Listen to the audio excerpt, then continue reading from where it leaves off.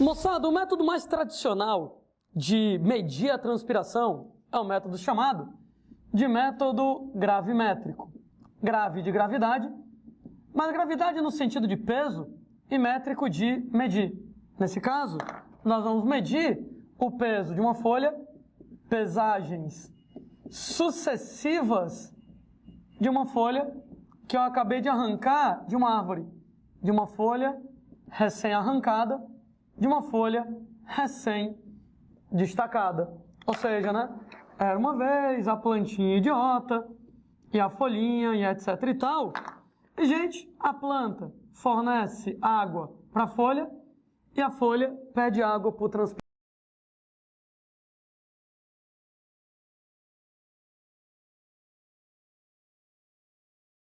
Continua perdendo. Ou seja, no que a folha ela é arrancada, ela não recebe mais água. Porque o xilema dela foi interrompido, né, gente? Foi cortado. Entretanto, ela continua perdendo água por transpiração. O resultado dessa ideia, né? Será, moçada, que se eu arrancar uma folha e ficar medindo o peso dessa folha, coloquei a folhinha numa balança, ao longo de um determinado tempo, será que o peso da folha aumenta, diminui ou fica constante?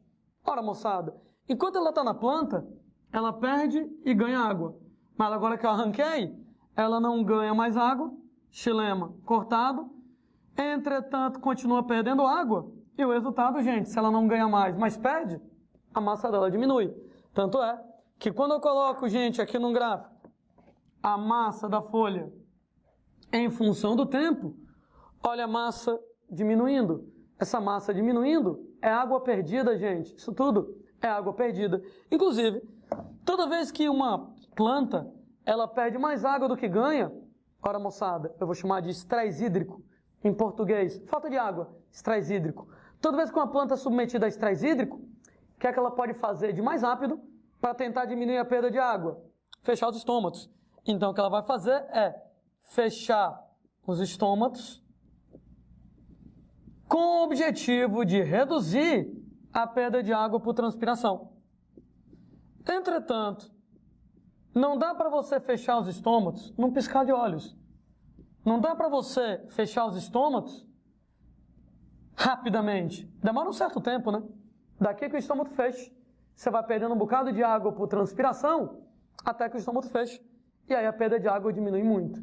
Legal? Que um gráfico desses me permite ver o exato momento onde o estômago ele está fechando. Ora, no tempo zero, né, gente? Onde eu começo a pesar, o peso da folha é esse peso aqui. Quando eu vou lá e peso de novo, no tempo 1, o peso da folha já caiu um bocadão. Gente, tudo isso aqui, que o peso da folha diminuiu, é água perdida, né?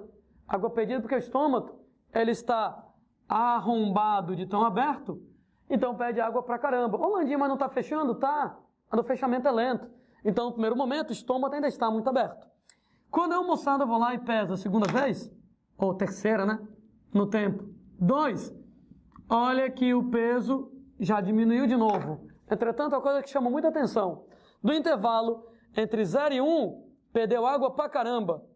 Entre 1 e 2 já perdeu menos água. Pode notar que de 0 para 1, a perda de água é muito maior do que entre 1 e 2.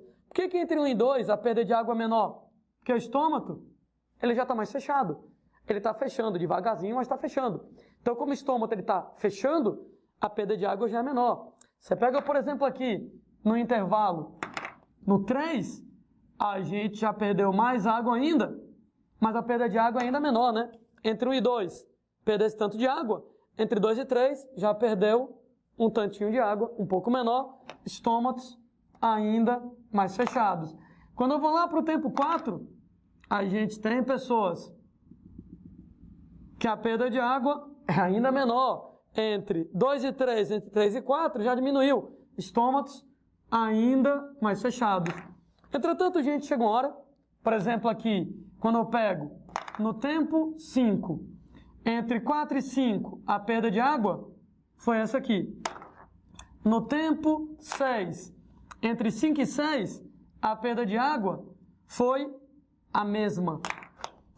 No 7, entre 6 e 7, a perda de água, ela foi a mesma. Gente, isso quer dizer que a partir de mais ou menos o ponto 4, a perda de água ela é constante. Entre 4 e 5, entre 5 e 6, entre 6 e 7, tanto é que o gráfico vira uma reta. Quer dizer que a perda de água é constante. Ora, quem é constante é a transpiração cuticular. Isso quer dizer que a partir do momento que a perda de água fica constante, é porque só tem transpiração cuticular. E se só tem transpiração cuticular, não tem transpiração estomática. E se não tem transpiração estomática, é porque o estômago fechou completamente. Ou seja, o que a gente consegue ver nesse gráfico é que, mais ou menos, até o tempo de número 4, a gente tem que a perda de água está diminuindo a cada pesagem. A perda de água está diminuindo porque, gente, o que acontece é que os estômatos estão fechando. Como os estômatos estão fechando cada vez mais, a transpiração estomática está ficando cada vez menor. E lembre que sempre tem transpiração cuticular, mas a transpiração cuticular ela é constante, que quer dizer que nesse caso ela não vai influenciar na minha conversa. Entretanto, a partir de mais ou menos o ponto 4, o gráfico vira uma reta, o que significa, gente, que a partir daqui a perda de água passa a ser constante. Ora, já que a perda de água está constante, é porque, moçada, os estômatos estão completamente fechados, completamente. Nesse caso, não existe mais a transpiração estomática. Transpiração estomática caiu a 0. Só vai ter transpiração cuticular. E, como eu estava discutindo, a transpiração cuticular ela é constante. Então, a perda de água entre uma pesagem e outra passa a ser constante